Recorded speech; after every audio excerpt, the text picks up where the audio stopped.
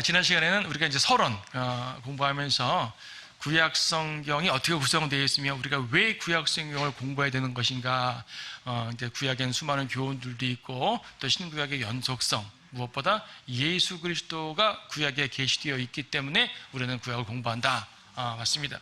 오늘은 이제 창세기부터 나가는 거예요. 지난 시간부터 오늘의 두 번째 시간이지만은 실질적으로는 첫 번째 시간이 되겠죠. 창세기, 오늘 창세기입니다. 창세기는 모든 것의 기원, 그러니까 창세기는 시작의 책이에요. 시작의 책. 창세기는 시작의 책이다. 뭐가 시작되는 것인가? 많은 게 시작됩니다. 창세기에는요, 세상이 시작되죠. 우주가 시작돼요. 또 뭐가 시작됩니까? 인간이 시작됩니다. 또 뭐가 시작됩니까?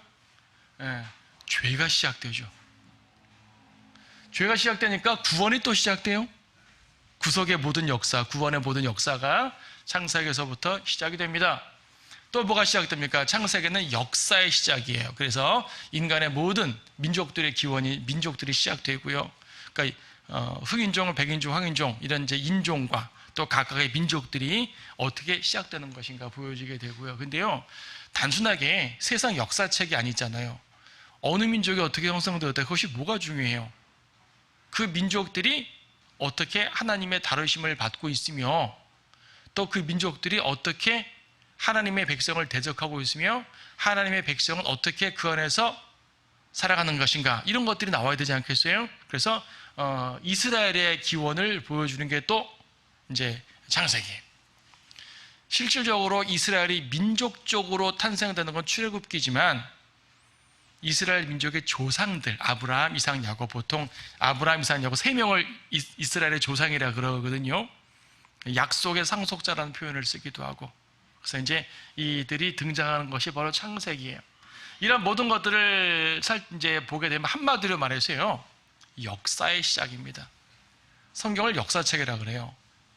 왜 성경이 역사책이냐면 성경 속에 역사적인 내용이 있어서 역사책이 아니라 하나님께서 예언하신 모든 것들이 말씀 그대로 성취가 되고 하나님께서 진행시키는 그 진리에 따라서 세상 역사가 흘러가잖아요. 그걸 말씀한 게 성경이기 때문에 성경이 역사책이라고 합니다. 그래서 이제 성경에는, 창세기는요, 역사의 시작, 인류 역사의 시작, 세상 역사, 인류 역사, 민족들 역사, 역사가 시작되는데요, 제가 여기다가 역사의 원형이라는 말을 썼어요. 원형이라는 말은 뭐냐면 일종의 주형 틀, 창세기에서 설정된 역사의 틀이 있어요. 그 틀대로 구약 모든 시대가 흘러가고 오늘날까지 세상 모든 시대가 흘러가게 되어 있어요. 그 원리라고 말해도 좋아요.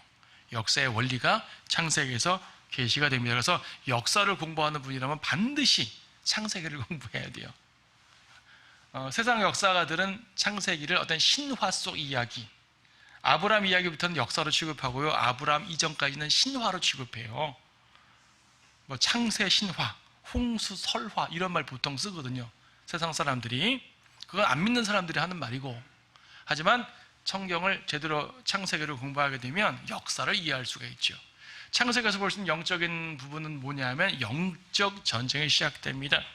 영적 전쟁. 사실상 성경은 전쟁의 책이거든요. 하나님의 편과 마귀의 편이 싸우죠. 이 모든 것들이 오늘날까지, 재림 때까지 이어지는 계속적인 역사 아닙니까?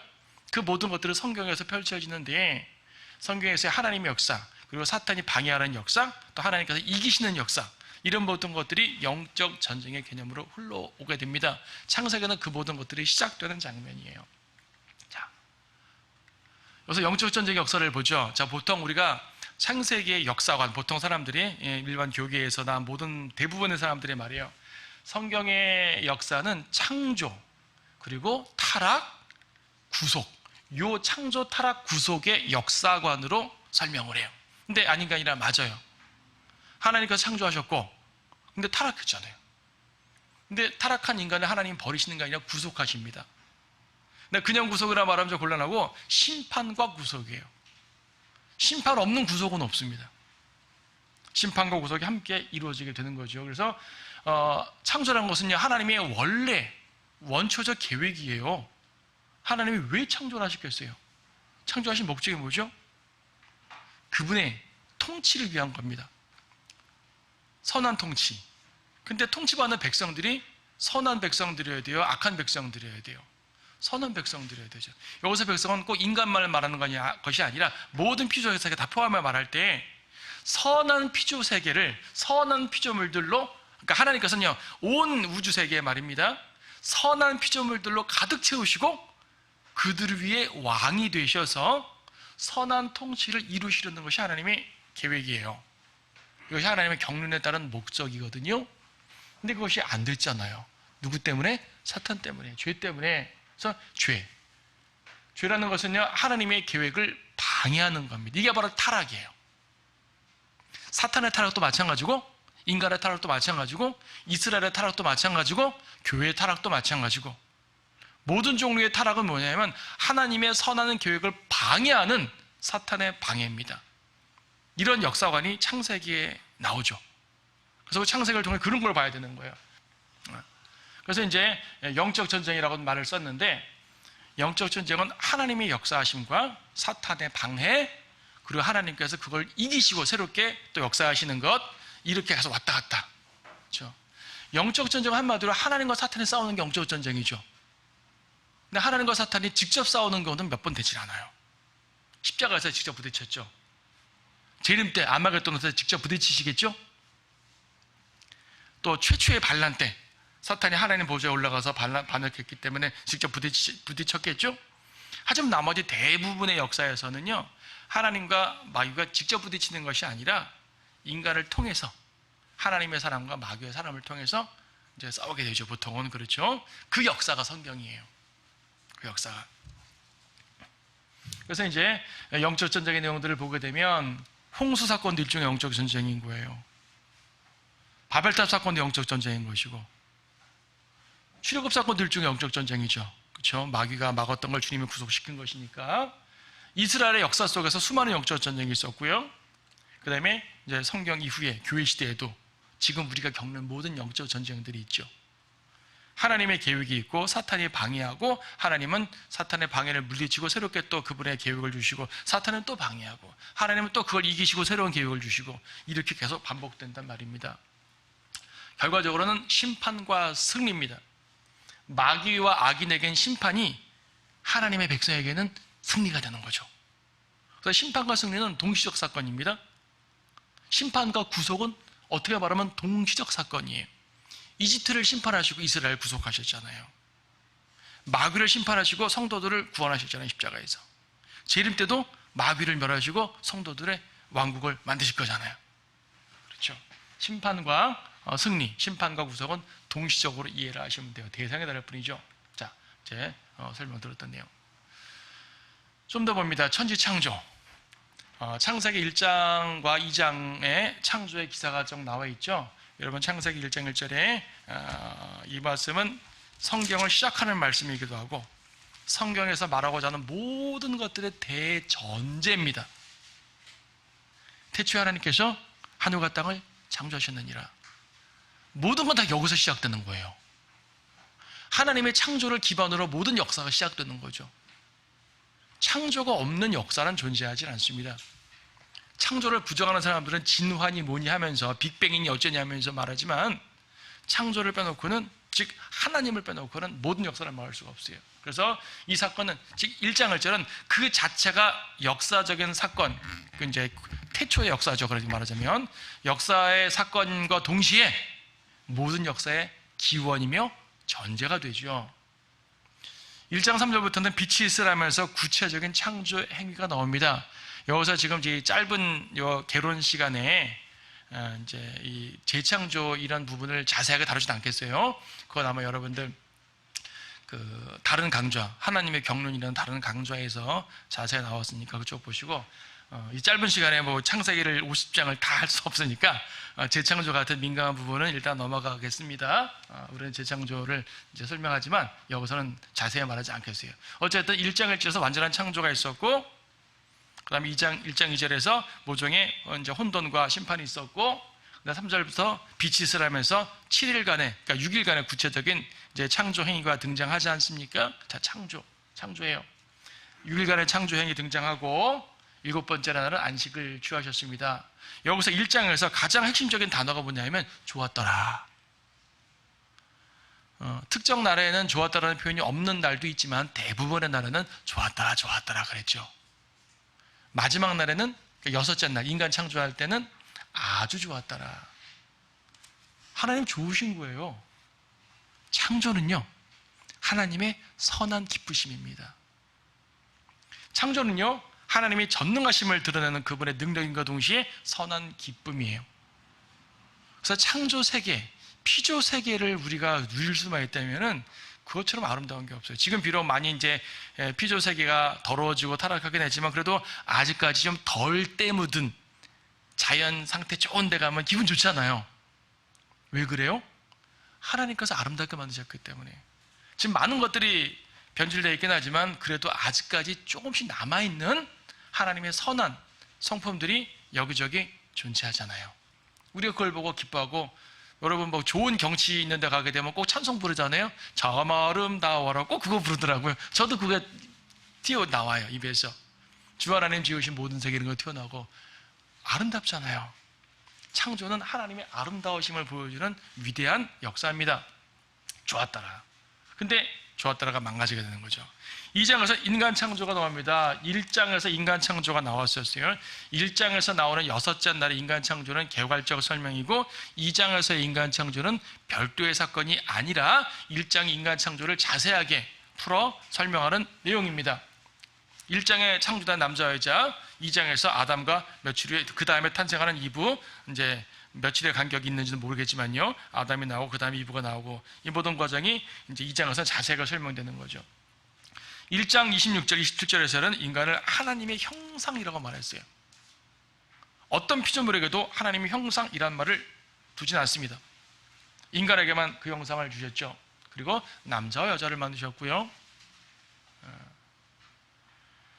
2장에서는 구체적으로 이제 남자가 먼저 나오고 그 다음에 여자가 나오니까 하나님의 형상으로 창조된 건 남자지 여자는 하나님의 형상이 아니야 이렇게 극단적으로 말하는 분들도 있지만 그렇게 보시면 안 됩니다. 2장에서 남자 여자 나오는 것은 과정을 설명한 거지 결과적으로 남자 여자가 모두 하나님의 형상으로 창조됐다고 성경은 말씀하고 있는 거예요. 선한 통치예요. 특히 1장 28절 보게 되면 하나님께서 아담에게 인간에게 다산하고 번성하고 땅을 다시 채우고 하면서 다스리라, 정복하고 다스리라고 말씀하시죠. 예, 선한 통치. 2장에서는 영혼 몸, 그러니까 흙으로 만드시고 생명의 호흡을 불어넣어 주시고 살아있는 혼이 되었고 영혼 몸에 대한 모습도 등장합니다. 그리고 남자의 갈비뼈로 여자를 만드시죠.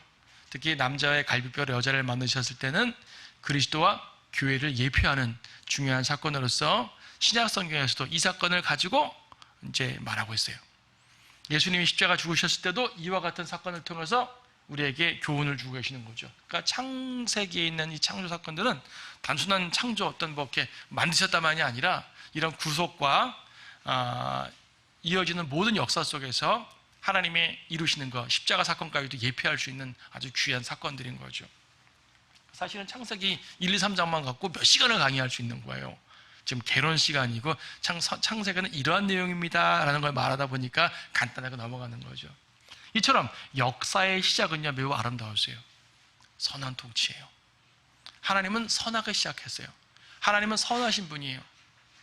로마서 12장도 하나님이 선하시고 기뻐하시고 온전하신 뜻을 이제 행하라고 하지 않습니까?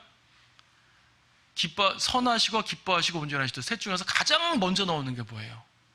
선하신 뜻. 가장 우선된 건 선하신 뜻이에요. 하나님은 선하신 분이거든요. 구약성경 어디를 봐도, 신약성경 어디를 봐도 하나님은 good, 하나님은 선하신 분이다. 그렇죠? 하나님의 선을 감히 인간의 선과 비교하지 마세요. 인간의 선은 잘 나가다가 무너집니다. 하지만 하나님의 선은 그 자체로 완벽하십니다. 그렇죠? 근데 그 선한 통치가 망가집니다. 뭐 때문에요? 죄가 침투되죠. 3장에서는 죄가 침투되는 장면 나오는데 3장 1, 2, 3절, 1, 2, 3, 4, 5, 6절 여러분 잘 알죠? 뱀이 딱 등장해가지고 이브에게, 아담이 없는 동안 이브에게 딱 접근해가지고 참으로 하나님이 동상 모든 나무 열매 먹지 말라고 하시더냐? 그렇죠?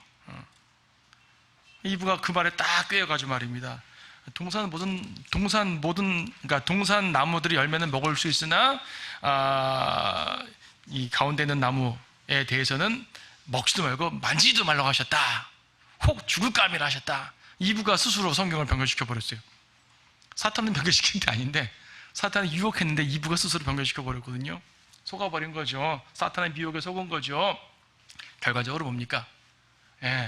인간이 죄인 됐어요. 이때부터 모든 인류는 죄 아래로 들어갔죠. 아담 먼저 죄진 게 아니에요. 이브 먼저 죄진 게 아니라고요. 죄인이 되어버린 거예요. 인간의 영적 유전 형질이 바뀌어버린 거예요. 그래서 이 이후에 태어나는 모든 사람도 죄인이 될 수밖에 없는 거죠. 그래서 사탄은 온 피조세계를 죄로 물들였는데, 그래서요, 창조가 하나님의 선한 통치 행위를 시작하는 거라면 사탄의 죄 유입은 하나님의 선한 통치를 방해하는 게 사탄의 이제 방해 모습이죠. 이게 영적 전쟁의 시작이에요. 하나님은 심판하십니다. 14절부터 보게 되면은 뱀에게는 흙을 먹어라, 땅을 기어다니라 심판하시고요. 여자에게는 해산의 고통. 그러니까 해산하는 것 자체가 심판이 아닙니다.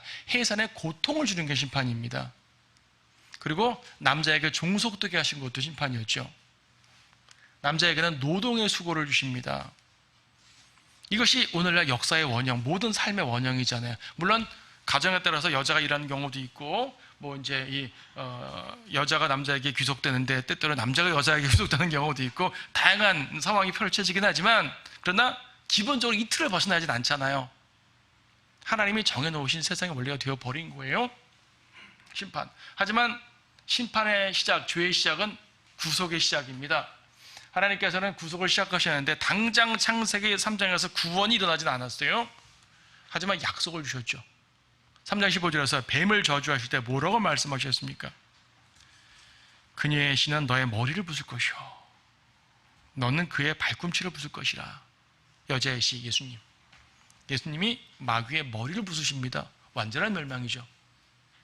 머리를 부수는 거, 주님께서 왕국을 세우시고 마귀를 멸망시키는 거예요. 그분의 원래 계획을 이제 이루시는 거죠. 하나님의 원래 계획이 선한 피조물들을 통해 선한 통치를 하시는 것인데 마귀가 방해했거든요. 그 방해하는 존재를 제거하겠다는 얘기죠. 그래서 그분의 온전한 피조 세계를 온전하게 통치하시겠다는 얘기예요. 마귀가 제거돼야 됩니다. 그럼 머리를 밟으셔야 돼요. 언제? 재림 때. 하지만 마귀도 가만히 있지 않죠. 마귀도 예수님의 발꿈치를 깨뭅니다. 십자가 사건. 그렇죠? 예. 십자가 사건으로 예수님을 죽였습니다. 손상시켰습니다. 하지만 오히려 그것은 주님의 승리가 되어버렸죠. 주님은 죽으심으로써 승리를 가져오셨으니까. 결과적으로 재림하실 때 마귀를 완전히 제거하시고 그분의 의의 왕국을 이루십니다. 그래서요, 마귀를 심판하시는 것이 곧 성도에 대한 구속이에요. 3장 21절에서는 가죽옷을 입혀주셨습니다. 가죽으로 옷을 만들어 그들에게 입히니라. 가죽옷을 입혀주셨는데, 가죽옷, 어떤 가죽인지는 모르지만 성경에 이어지는 모든 예표를 볼 때는 양가죽이지 않겠나 라고 이제 그 예표적인 추측을 해봅니다. 직접적인 양이라는 말은 없죠. 하지만 가죽으로 입었다는 얘기는 동물이 죽었다는 얘기 아니에요. 살아있는 동물의 가죽으로 옷을 만들 수는 없잖아요. 죽습니다. 피 흘렸습니다. 최초의 피는 에덴 동산에서 흘린 어린 양이에요. 그래서 자, 이렇게 해서 이제 하나님께서는 이런 모든 것들이 역사의 원형이 되어서 창세기뿐 아니라 성경 전체 또 오늘날까지도 이런 역사가 이어지게 되는 거죠. 역사의 원형이 됐어요. 하나님의 시작, 마귀의 방해, 하나님께서 새롭게 심판하시는 것, 이 모든 것들이 역사의 원형, 영적 전쟁의 모습입니다. 자, 그러면 이 죄가 시작됐다고 했는데 죄인들이 펼쳐진 일, 그러니까 창세기 3장에 죄가 침투했고요, 4장부터는 죄인들이 벌이는 일을 다루고 있어요. 죄가 들어왔으니까 그럼 그 인간들이 어떤 짓을 하는지 보여줄게 하는 게 4장이에요. 4장 어떤 일이 벌어졌습니까? 죄인이 어떤 일을 하던가요? 종교행위를 합니다. 카인과 아벨. 그러니까 죄인 중에서 아벨처럼 올바로 행하는 회개, 그렇죠? 직접 회개라는 단어는 없지만은 이제 그 양의 피를 드렸다는 얘기는 이제 그리스도의 올바른 그 피의 제사를 말하는 거기 때문에 죄인도 두 종류. 우리처럼 구원받은 죄인들은요, 주님의 보혈에 근거해서 주님을 믿고 구원을 받습니다. 하지만 나머지 죄인들은 하나님 앞에 나아가지 않고 자기의 의지의 행위를 선하게 되려고 하죠. 이게 카인의 종교입니다. 카인은 땅의 소산을 갖고 오고 피 없는 재물이죠. 그래서 자기의 노력이에요. 자기의 선행이고, 선행과 노력 자체가 나쁜 게 아니라 그것으로 하나님께 이르려고 하게 되면 잘못이라는 얘기죠. 자기의 선행과 노력으로 자기의 죄를 씻으려고 하게 되면 그건 잘못이라는 얘기죠. 나의 모든 죄는 피로써 씻겨지는 건데, 피가 아닌 땅의 소산, 나의 노력, 나의 땀의 노력으로 이루는 것은 안 된다. 땀의 노력은요, 하나님께서 아담을 책망하실 때 머리 이마에 땀을 흘리고 밥을 먹어라, 이거는 나의 정당한 노동의 대가를 취하라는 말이지 구속받으라는 말은 아니었습니다. 구속받으라는 말은 여인의 씨가 희생되어 이루어질 수 있는 거잖아요. 그래서 여기서도 역시 양의 피가 흘려졌는데 카인은 피 없는 제사를 드렸죠. 죄인이 하는 일이 그런 거예요. 자기의 행위로 구원받으려고 하는 거거든요. 구약성경 내내 하나님은 율법을 주셨지만 율법을 선하게 지킬 것이 아니라 종교 행위만 하면서 나는 하나님께 할 일 다 했습니다, 이런 헛된 종교 행위가 구약에 많이 있었죠. 그래서 이사야 1장에서 하나님께서는 너희 그런 재물 나 싫어, 헛된 종교 행위 가져오지 마, 나한테 짐이야, 그러셨지 않습니까? 바리새인도 종교 행위로 하나님께 나아가려고 했었습니다. 안 돼요. 오늘날 모든 행위 종교, 행위로 구원받으려고 하는 모든 종교 행위들, 기독교 내에 들어와 있던 이방 종교든 행위로 구원받으려고 하는 모든 종교는 전부 다 사탄 종교입니다. 그래서 죄인들이 하는 일은 헛된 종교 행위. 죄인들이 또 어떤 일을 했습니까? 살인을 저질렀죠. 카인은 아벨을 죽였습니다. 요한복음 8장 44절 보게 되면은요, 이러한 행위들을 인류 최초에 등장하는 이런 범죄에 대해서 사탄이 그 기원이라고 말씀하시면서 요한복음 8장 44절에서 너희는 너희 아비 마귀에게서 나와서 너희 아비의 정욕을 행하고자 하는도다. 그는 처음부터 살인자였으며 진리 가운데 거하지 아니하였으니, 처음부터 살인자라 그러죠. 이는 자기 안에 진리가 없음이라 그가 거짓말할 때는 자신의 것으로 우러나온 것이 한 것이니 이는 그가 거짓말쟁이요 또 거짓말의 아비이기 때문이라. 지금 요한복음 8장 44절에서요 살인과 거짓말을 말하고 있습니다. 그렇죠? 이것이 카인의 모습이었었어요. 카인은 살인을 저질렀고 하나님께서 네 아우 아비를 어디 있느냐? 모릅니다. 내가 아우 지키는 자입니까? 거짓말했잖아요. 숨죠. 아담도 숨었었고, 그렇죠? 살인과 거짓말, 죄인이 하는 대표적인 비도덕적인 모습입니다. 그 다음에 창세기 4장 16절 이하에 보게 되면 카인의 후예들이 나와요. 카인의 후예가 나오는데 그들은 세상 문화를 주도합니다. 도시를 만들고요, 뭐 유목민의 문화를 갖기도 하고 도시 문화를 갖기도 하고, 뭐 이제 라멕 같은 경우는 일부 다처제를 창안하기도 하고요. 또 음악의 조상, 미술의 조상, 예술의 조상, 대장장이의 조상, 이런 사람들이 다 나오죠. 문화를 주도합니다. 죄인들이. 문화적인 행동을 한다고 다 나쁘다는 말은 아니에요. 여러분들이 음악을 듣고 연주하고 음악회를 가고 미술관에 가는 것 자체가 나쁘다는 말이 아니에요. 문화생활 자체가 나쁘다는 말이 아닙니다. 세상 문화가 바로 죄인들로부터 시작돼가지고 오늘날 이렇게 악한 문화를 변질돼 가고 있다, 이런 흐름을 아는 게 중요하다는 얘기예요. 그 흐름이 바로 창세기에서 그 원형을 찾을 수가 있는 거죠. 결국 창세기 6장에 보게 되면 땅은 걷잡을 수 없는 폭력과 사악과 부패, 거기다 하나님 아들들까지 천사들까지 내려와서 그 혼돈을 부추겼는데 인간들만의 모습도 충분히 약했다는 얘기예요. 하나님의 심판, 홍수 이후에 하나님은 노아에게 새로운 땅을 주셨어요. 아담에게 텅 빈 지구를 주셨던 것처럼 노아에게도 텅 빈 지구를 주셨죠. 자, 너한테 다시 기회 줄게, 다시 해봐. 그럼 노아가 아담이 실패한 거를 교훈 삼아서 노아가 승리했을까요? 그럼 참 좋겠는데 안 그렇죠. 여전히 하나님께서는 새로운 환경을 주셨지만 인간은 여전히 죄인이었습니다. 죄성 자체를 해결하지 못했거든요. 홍수는 환경을 바꿔주셨지만 죄성을 없애지는 않으셨어요. 자, 노아는 술 취했죠. 술 취해서 정말 추태를 보였습니다. 10장에서는 함의 자손 중에 nimrod이라는 인물이 나오고, nimrod이라는 인물이 창세기 10장에서는 역사상 최초의 왕국을 세웁니다. 그리고 이 nimrod에 대해서 성경은 표현하기를 주 앞에서 힘센 사냥꾼이라 라는 표현을 쓰죠. 주 앞에서 힘센 사냥꾼이라. 거기에 이제 10장 9절, 그가 주 앞에서 힘센 사냥꾼이란 말 나오죠.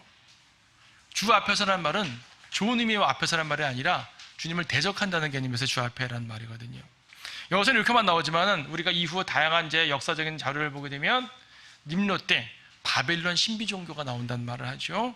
이거는 성경 자료가 아니라 성경 외적 자료를 통해서 보는 거긴 하지만 nimrod 때 바벨론 신비 종교가 나와서 세상에 엄청 악한 모습을 펼치게 됩니다.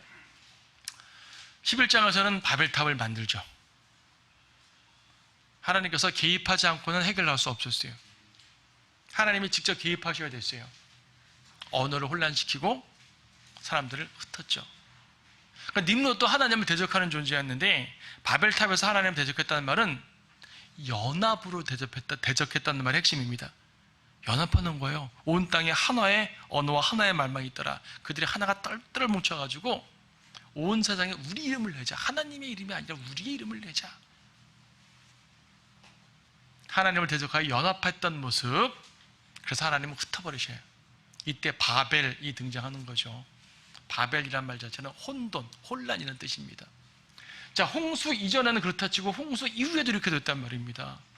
인간의 죄성이 사라지지 않았기 때문에 사탄이 타락하게 했을 때 인간은 죄인이 되어버린 거예요. 그냥 죄를 진 게 아니라 죄인이 됐다고요. 그래서 구원받을 때도 여러분 회개한다고 그러지 않습니까? 죄인이 구원받을 때 어떻게 하죠?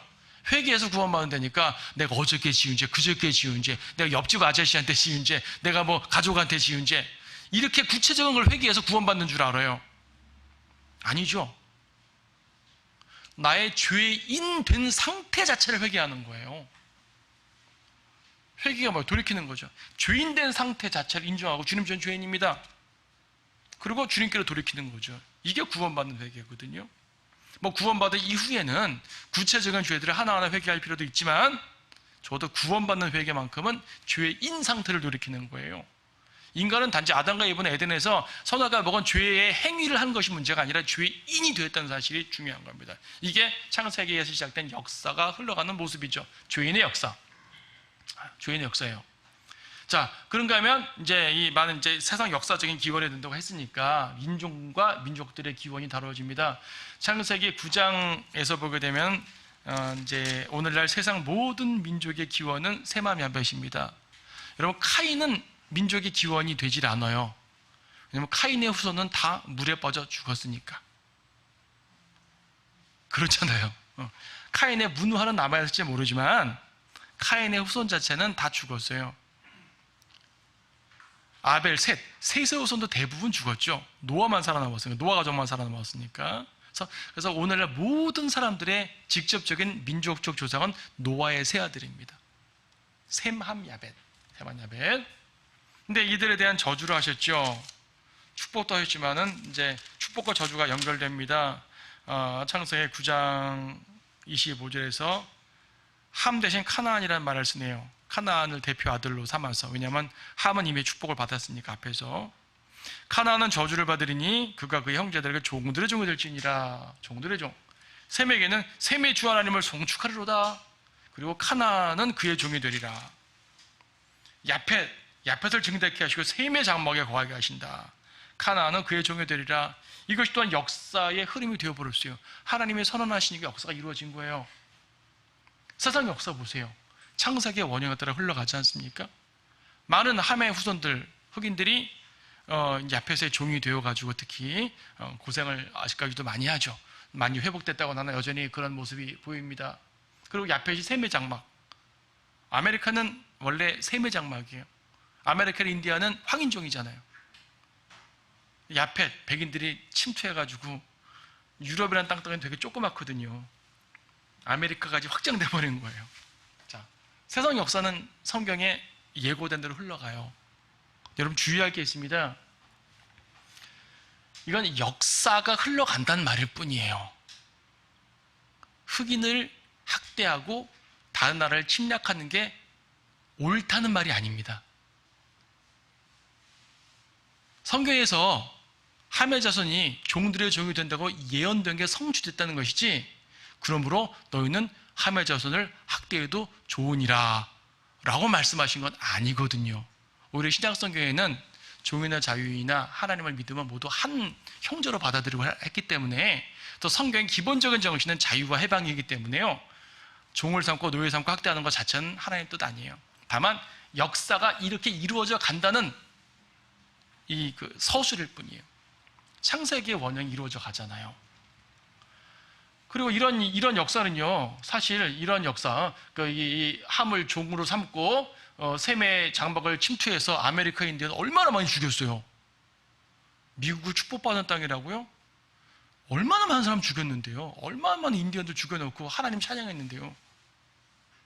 얼마나 많은 침략 행위를 해놓고 하나님 찬양했는데요. 그 하나님 그 찬양 받았을 것 같아요? 안 받았어요. 그건 범죄 행위예요.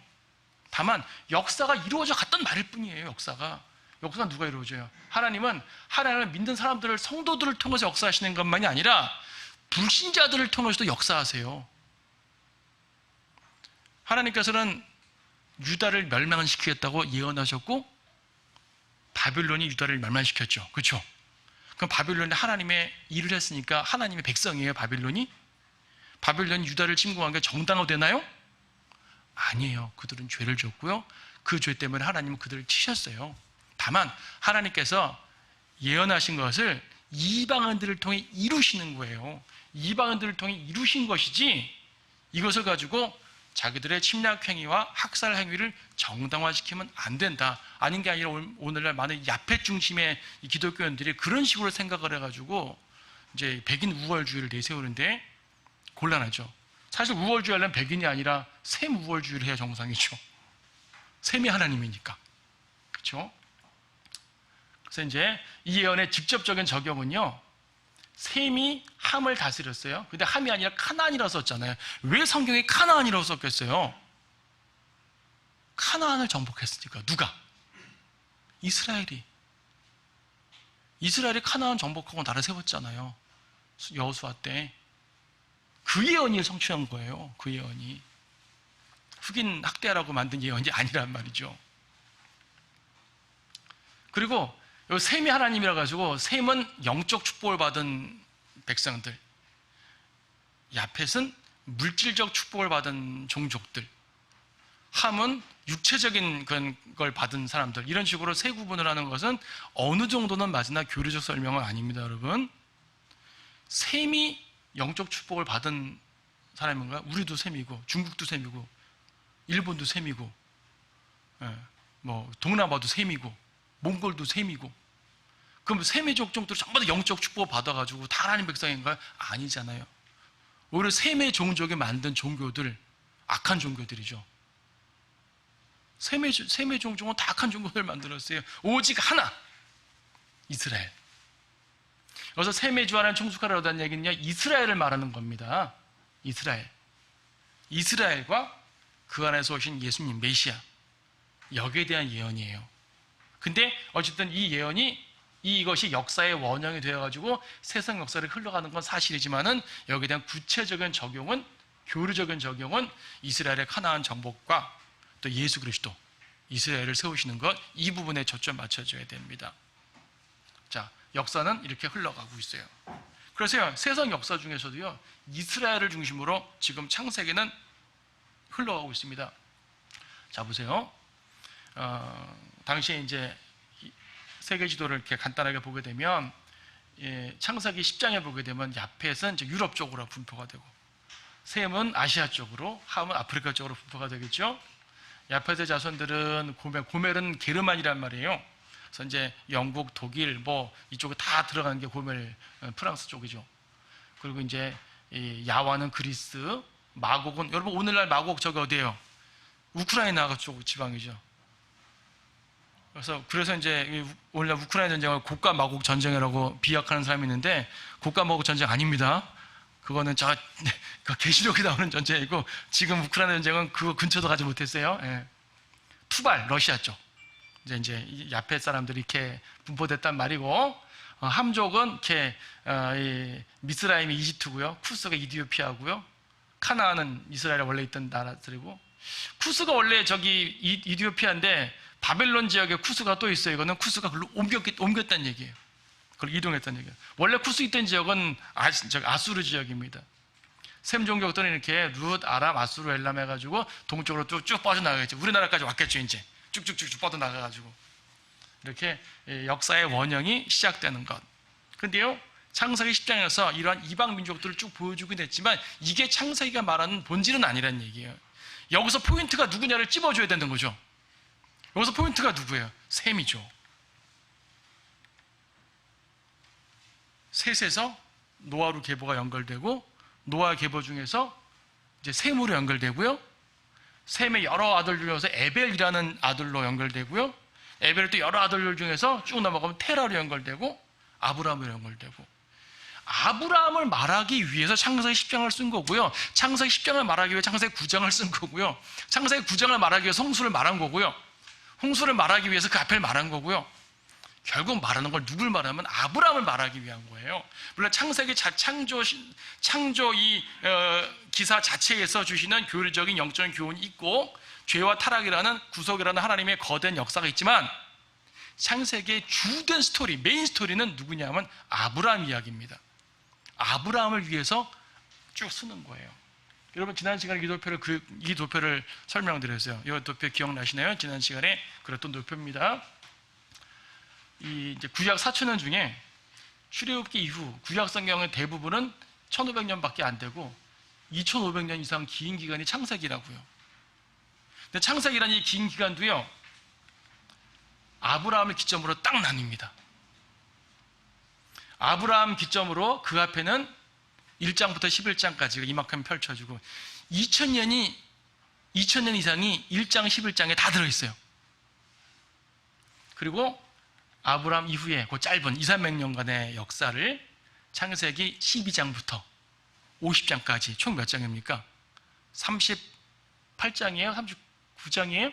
하여튼 제가 산수를 잘 못해서 그러니까 창세기의 대부분이 아브라함 후손의 이야기에 포인트를 맞춰져 있고요, 더 긴 부분이 11장에 다 들어가 있는 거예요. 그러면 하나님께서 가장 신경 써서 기록된 게 어느 부분일까? 이 부분일까? 이 부분일까요? 아브라함 이후가 더 많은 기록, 더 신경 써서 기록한 거죠. 왜냐하면 이것이 창세기에서 말하는 메인 스토리이기 때문이에요. 창조도 구속도 타락도 다 중요하지만 이걸 말하기 위해서. 왜냐하면 아브라함 이야기가 나와서 아브라함, 이삭, 야곱 이스라엘 조상들의 이야기가 등장해야지 출애굽기부터 그들의 이야기가 펼쳐지거든요. 그렇죠? 앞에는 온 세상을 다루고 뒤에는 이스라엘의 조상들을 형성된 이야기 스토리, 그리고 출애굽기 이후에는 그들이 이룬 민족이 이어지는 역사가 이제 구약의 나머지 책의 내용들입니다. 그래서 이 이후부터는 창세기는 꽤 많은 내용에 들어가지만 결과적으로는 아브라함 이야기다. 그렇죠? 창세기 12장에서 아브라함이 선택을 받고요, 약속을 받았어요. 근데 약속을 잊어버리고 이집트로 내려갔어요. 다시 또 올라와요. 그 다음에 하나님의 약속이 아브라함 한 사람에게 집중되는 약속을 해주셨고, 그 다음에 그리스도의 예표가 되는 멜키세덱이 아브라함과 영권에 등장했고요. 그 다음에 아브라함의 아들 중에서 이제 이삭이 아브라함의 진짜 아들인데, 하나님의 약속의 씨가 이삭인데, 이삭 앞에 가짜 약속의 씨인 이스마엘이 등장하는 이야기가 등장하죠. 그리고 이제 참된 씨가 나타나고 이삭을 번제로 드리는 상황 속에서 아브라함의 믿음이 시험받는 장면 나오고, 그리고 아브라함의 언약을 이삭에게 전달시켜주고, 그 다음에 야곱이 등장하는데 야곱이 약속의 상속자가 되고 그 12아들들이 형성되는 이야기, 그리고 이집트로 들어가는 이야기, 거기서 마지막으로 하나님의 약속을 기다리는 이야기, 이게 창세기의 나머지 내용이에요. 이 내용들은 꽤 긴 이야기지만 우리가 한 페이지로 끝냈어요. 역사의 원형은 앞에서 중요하게 다뤘고 이렇게 이어집니다. 이 내용들은 여러분이 이미 알고 있는 내용이고, 창세기를 읽을 때마다 그래야 그 내용이야. 주일학교를 다니신 분이라면 어릴 때부터 들었던 이야기, 아브라함, 이삭, 야곱의 이야기, 그 이야기가 이제 출애굽기부터 본격적으로 한 민족의 되어 이제 흘러갑니다. 이게 창세기예요. 창세기는 이렇게 흘러갑니다. 이게 창세기라는 책에서 우리가 볼 수 있는 기본 파노라마적인 스토리입니다. 이걸 알고 여러분들이 성경을 공부하고 읽게 되면 더 많은 진리를 깨닫겠죠. 자, 저는 오늘 창세기의 개요를 강의해 드렸어요. 여러분들이 이제 창세기를 읽으셔야죠. 이번 주 한 주 동안 창세기를 읽으시고 다음 주에 출애굽기를 강의하면 그 다음 주엔 출애굽기를 읽으시고 이렇게 한번 해봅시다. 좀 무리가 되지만 그렇게 해본다면 여러분에게 좋은 결과를 줄 겁니다.